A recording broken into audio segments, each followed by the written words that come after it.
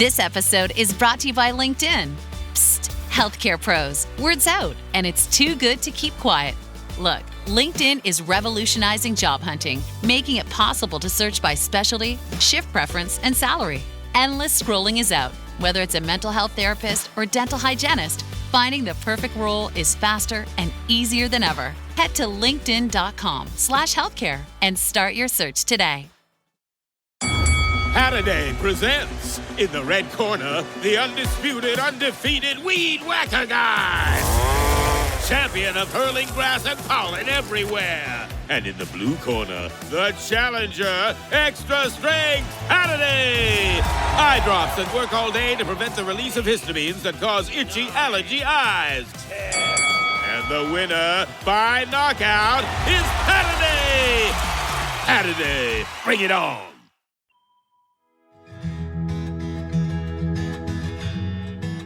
Welcome to the Inside Job Boards and Recruitment Marketplaces podcast. I'm Stephen Rothberg, the founder of College Recruiter job search site. At College Recruiter, we believe that every student and recent grad deserves a great career. And I'm Peter Zollman, founding principal of the AIM Group, the leading global business intelligence service for marketplaces and classified advertising companies. We consult with recruitment marketplaces companies and publish AIM Group recruitment intelligence and a free weekly digest. We also host the annual Global RecBuzz conference. This is the podcast for you to learn more about how to create, manage, and work with general, niche, and aggregator job boards and recruitment marketplaces. Peter, it is good to be with you again today. Good to be with you. So, AIM Group, what are you guys looking at right now? Well, we've been doing a lot of reporting about pay transparency and the impact it has on job boards, recruitment marketplaces, which are requiring it, which are not, how it affects the job boards, and how it affects the employers as well, because obviously that has an impact on the job boards too. Lots going on in that area, New York City, California, Washington State, and overseas, there are a number of places where there's talk about pay transparency, or in some countries, it's just expected. Yeah, we're seeing a lot more job boards talking about either really pushing employers who are advertising their jobs to disclose the compensation range, some requiring it. At College Recruiter, we started to require it a couple of years ago. If employers did not provide us with actual data, then we estimate it. And that's what Indeed's rolling out now. And by January 1st, that's every posting on Indeed is supposed to be like that. And yeah, I'm in Europe right now, and it is not nearly as controversial here as it is in the US. I would love to hear from today's guest, Alex Murphy, the CEO of JobSync, what his thoughts are on this topic as well, if that's all right, Peter. So, Alex, what are your thoughts? What's interesting to me is I hear a couple interesting points from both sides of the spectrum. One side being if you provide the pay range, you get more engagement with those candidates or from those candidates from the form of more applications. However, that's kind of polluted data, I think, because the companies that voluntarily put forward pay ranges are the ones that pay the best. And so they're going to intrinsically attract more of those candidates. They probably have other benefits as well. Whereas if you're in the middle of the pack or the bottom of the pack, and then if everybody's disclosing pay ranges, then you've got a range. It is something that is likely to reduce engagement for those that are at the bottom. One person might say, well, tough luck. But at the same time, maybe that company has a whole host of other reasons why people like to work there. Maybe there's something that happens inside the business that adds value to the workers' days that is not necessarily compensation or direct cash compensation. And so I think, if we look at like the studies that McKinsey's done and a bunch of others of like why people quit people don't quit jobs just for money. Actually, it's not even at the top 3 list of the list. And so I don't think people take jobs just for money either. And so I think that it is putting much more emphasis on one data point in the evaluation, which becomes a filter, which I think has probably a lot of unintended consequences that we won't really know for a few years to come, especially in the US, where we're not used to this level of transparency and clarity. So pay transparency is one issue. Another issue is the economy. What the heck is going on? Jobs are still hot, even though nobody knows what's happening. It's interesting. I recently did a pitch competition, actually back at HR Tech, and in terms of promoting JobSync and talking about what we're working on. And the center of what we're working on is the fact that hiring is so difficult. And when you start to kind of try to unpack why is hiring so difficult today, whereas as recently really as like 8 years ago, certainly for most of the last 50 years, companies have viewed hiring as simply just a basic administrative function that would just happen. And that's no longer the case. And it's a function of supply and demand. In the US, the most recent BLS data shows that there are roughly double the number of available jobs as there are people to take those jobs. People voluntarily leaving roles is at an all-time high, continues to be month after month. That's maintained. That's people switching jobs. Recent data, Josh Bersin reported out about it's not actually people just leaving jobs to go from like company A to company B, like McDonald's to Burger King. It's people literally changing their entire profession, wholesale. And so there are a lot of dynamics right around that. But Adam Smith, I think, predicted this a couple hundred years ago. Supply and demand, when they're not in balance, that creates havoc in marketplaces. We could talk a lot about why, like the developed world does not replace their own, right? So population rates are declining, pregnancies are down. And then on top of that, we're all afraid as all get out of the immigrants coming to take our jobs. And so we've enacted horrible immigration policies that stop the best and brightest and everybody else from coming across our borders to help offset the reduction of people. So, that those are all the things that are kind of rolling together to create this very peculiar position that I think if we look forward, it doesn't change, right? And it's really cemented by a big, much, much longer term trend, which is how companies are valued. If you go back 60 years ago, companies were valued based upon their assets, right? So inventories, plants, the things that they held as an ownership interest in. Today, the vast majority, those are tangible assets, right? The vast majority of the value of an organization is derived from the intangible assets, the largest of which are the people and the intellectual property of those people. And so you can't do a reduction in force and get rid of 25% of your people and watch 20% of the value of the company drain out the door and expect your business to do well. So you don't have the same remedies around a RIF to address your company's problems that you did 20 years ago. And so that's a really interesting dynamic as well, because that really speaks to like what the future looks like, where 5 years ago we thought AI was going to go replace everybody's jobs. In fact, all these technologies have actually proven to do is create more demand to have more people to do the functional work inside of these organizations, which shouldn't be terribly surprising because that's what's happened with every single technical advancement forever, all the way back to the wheel. Yeah, and I agree, and thank you for laying that out. So much of what we hear in any country seems to be very inwardly focused. I'm in the UK right now. People in the UK, I'm amazed at how similar the narrative is here as it is in the United States, as it is in Canada, as it was in Belgium when I was there a little bit earlier this fall. Everybody seems to think that this is a national dynamic and that their own country's politicians are to be blamed for it.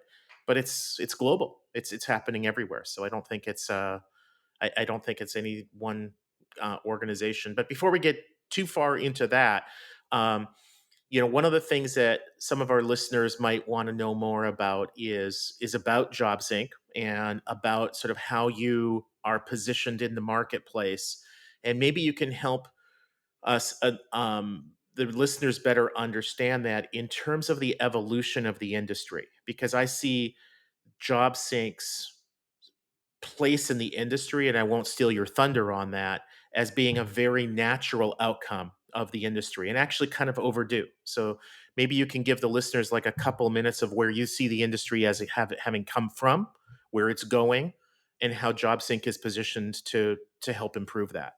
He only had 90 seconds at HR Tech, so he's got to keep it to 90 seconds. I had 3 minutes, so at least there is that, right? I won't get into all the market dynamics, but at the end of the day, what we're trying to do is help reduce friction, and we're trying to identify the places where friction creates the greatest negative impact and remove that. And right now, what we're really focused in on is the top of the recruitment funnel.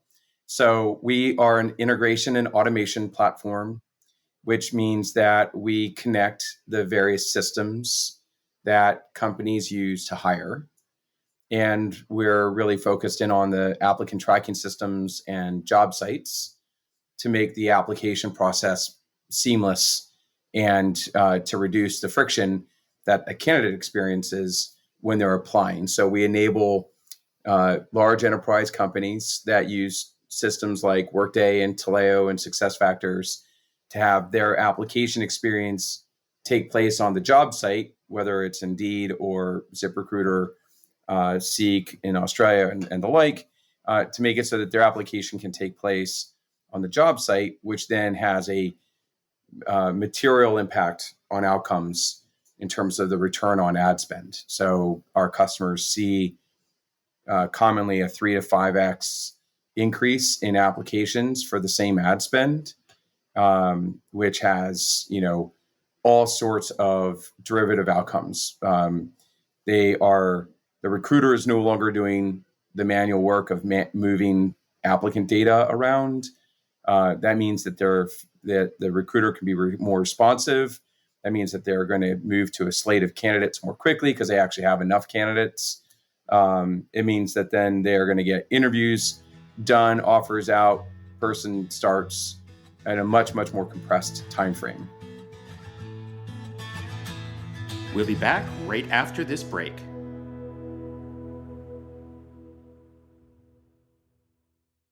What happens when employees behave badly?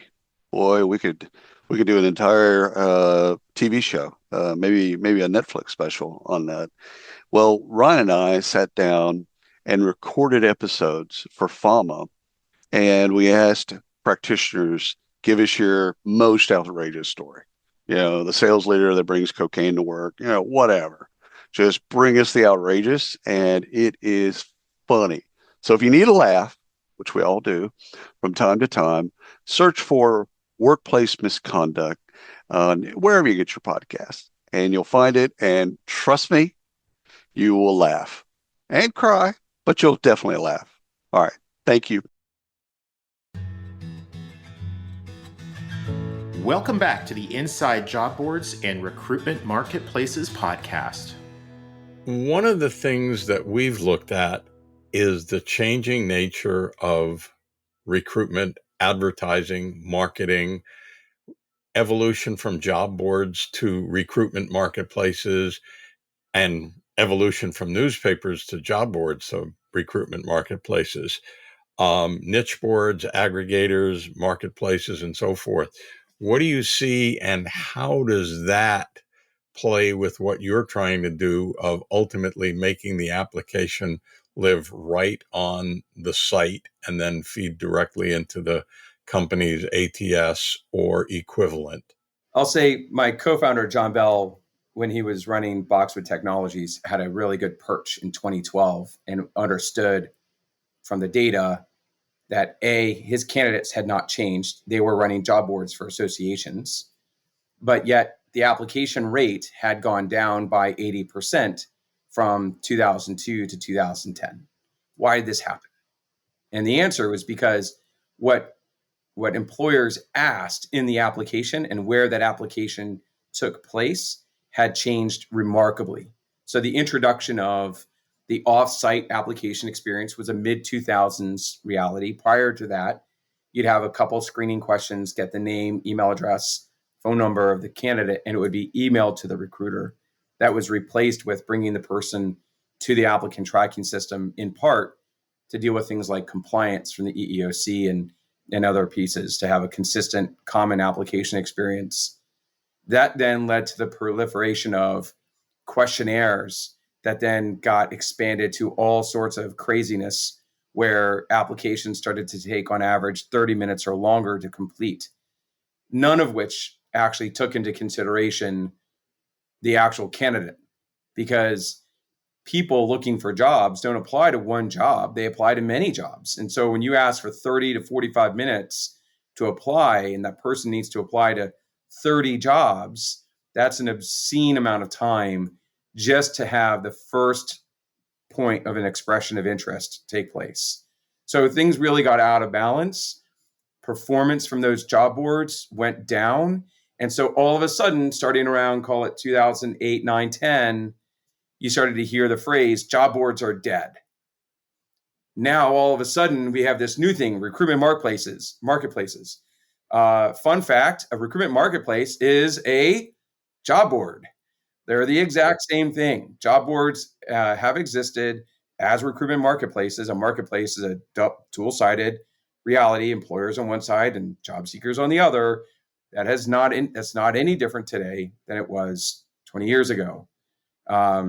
Sure, some of the functionality and features are somewhat different, but the function of searching for jobs, getting an onslaught of email with matching job listings, and applying to jobs is the 99.9% use case for recruitment marketplaces and job boards. So I would say that evolution is really just naming to make people feel better. As it's related to, like, from the newspaper world, I think that it's interesting because it's, this is technology advancing, right? All of a sudden, instead of 3 lines in the newspaper on Wednesday afternoon, you get to have unlimited text and applications show up in your email, not in the facsimile paper rolled up on the floor. All of those things are certainly improvements. But ever since that technology started to kind of push, we have had a massive proliferation of tools to try to solve all these little niche problems, right? So now you've got something like 2,500 different companies tracked by Talent Tech Labs in their ecosystem chart. There were 450 vendors exhibiting at HR Tech. That's an amazing statistic. It's a huge number of people trying to solve essentially 3 different problems, right? There's like the people trying to solve for like benefits and kind of employee experience and the recruitment function or talent acquisition function, and then the actual HCM layer, right? Like these are the 3 core functions that happen inside of companies, and you've got 450 exhibitors all competing for the same mind share, same wallet. Pretty interesting dynamic.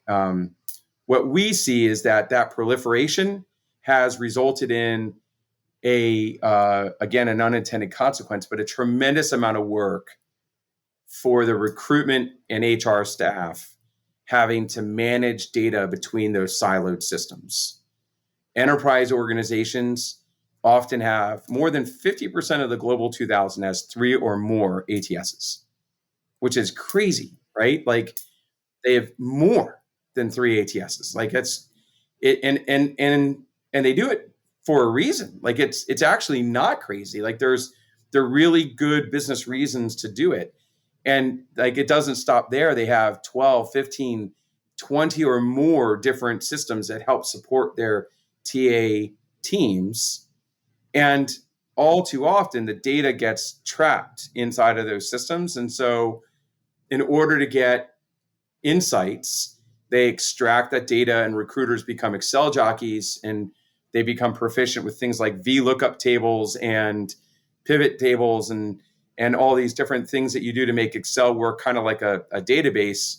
But the consequence of that is that they no longer are engaging with the candidates that they're trying to recruit in the first place. So a lot of these systems that don't interact and integrate very well, or if they do integrate, it's like the lowest common denominator. So like they'll pass email address, but none of the actual data comes through. This is a growing problem, not a stable one. What's the one bit of advice? And by the way, I would disagree with you a little bit about the recruitment marketplace versus job board. I've often said, if you're just a job board, you're going to be out of business. You've got to have much more than that. You got to have community.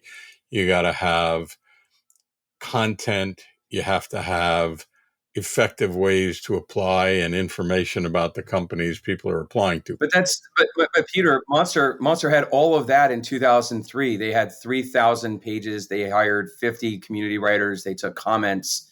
Then 2003, they were doing this.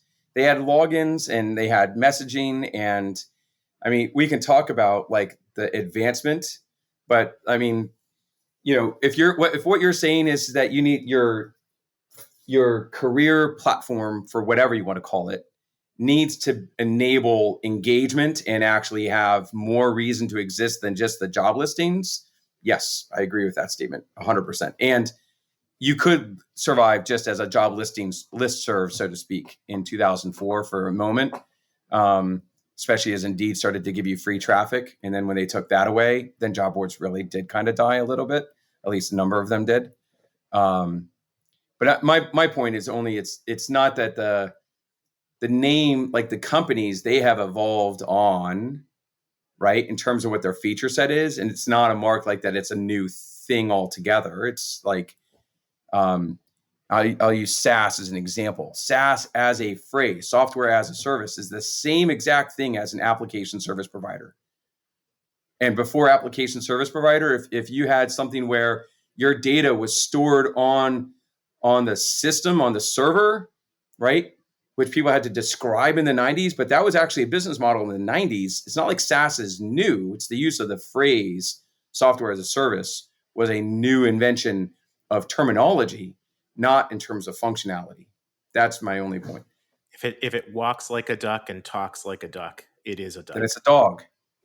So what's your one bit of advice to a job board / recruitment marketplace, whatever you want to call it, for dealing with today's realities and the challenges of helping employers find talent? My one bit of advice is to spend a little bit more time actually thinking about what their day-to-day life and problems look like. I think that from the job board operator world, I'll go back to a conference like 8 years ago. This guy who ran TA for Scripps Healthcare was giving a talk about how he evaluates talent and takes that back to the source. And he showed on the screen this gigantic spreadsheet that had the sources of talent that had come in. So all the usual suspects, the Indeeds and so forth. And he had a chart that laid out what the outcomes were in terms of the percentage of candidates that stayed for 90 days, 180, 365, and who were the top 20% performers in year one. And his objective is to hire top 20% performers. That's always what they're trying to do, right? And when I went back, we talked about it where I was working. It was like, that's not our responsibility. And I would say if you started from the perspective of that is what you're trying to do for your client, then I think that would help solve a lot of problems. That shouldn't say problems. That would make you better at working with those customers, right? And if you get better because they feel like you're a partner, then they're going to disclose more information and they're going to treat you like a partner. At which point, then you're going to learn things about what you're doing. Maybe it's the way your matching engine works, or maybe it's the way that you present information, or maybe there's a data point like pay transparency that would actually elevate what the quality of the candidate pool is that you're able to help surface that aligns with what their needs are. I'll just give you one quick example. Probably 10 years ago, had a conversation with a large employer making 12,000 hires a year. And it's probably more than 10 years ago because Hot Jobs still existed. She said, we just recently fired Hot Jobs as a vendor. And I said, why? Too many applicants that we couldn't work with. In other words, they were giving us too much noise for what we actually ended up getting. And it took the time of our recruiters to suss through all of those bad, I don't want to say bad applicants because I don't think it's about the people being bad, but misaligned, right? Yeah. Poorly matched, right? Good way to put it, right? Like people that weren't right for this role that now I need to call and reach out to and tell them, hey, I'm sorry, you're not right for this role, which is a really bad way to start your relationship with people. Or if they're not going to work for you, you're creating bad sentiment in the I'll say in the broader ecosystem, right? So getting more aligned, understanding what the end objectives and goals are, the business objectives of the TA team that you're working with, so that you become a much tighter partner, I think is an awesome place to start. Alex, as we're leaving off, for the listeners who want to learn more about JobSync, share with us how listeners can find out more about JobSync or you. So easiest way is to go to jobsync.com. So JOBSYNC.com. And I'm pretty active on LinkedIn, so you can find me on LinkedIn.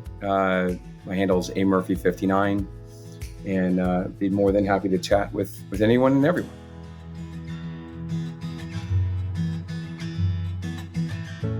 Inside Job Boards and Recruitment Marketplaces is a co-production of Evergreen Podcasts, College Recruiter, and the AIM Group. Please subscribe for free on your favorite app. Review it, 5 stars are always nice. And recommend it to a couple of people you know who want to learn more about job boards and recruitment marketplaces. Special thanks to our producer and engineer, Ian Douglas. I'm your host, Peter Zollman of the AIM Group, the leading global consultancy in the field of marketplaces and classified advertising. Find out more about our reports on recruitment marketplaces, job boards, and classifieds, including our new Recruitment Marketplaces Annual at aimgroup.com/reports. I'm your host, Stephen Rothberg of job search site College Recruiter. Each year, we help more than 12 million candidates find great new jobs. Our customers are primarily Fortune 1000 companies, government agencies, and other employers who hire at scale and advertise their jobs with us. You can reach me at stephen@collegerecruiter.com.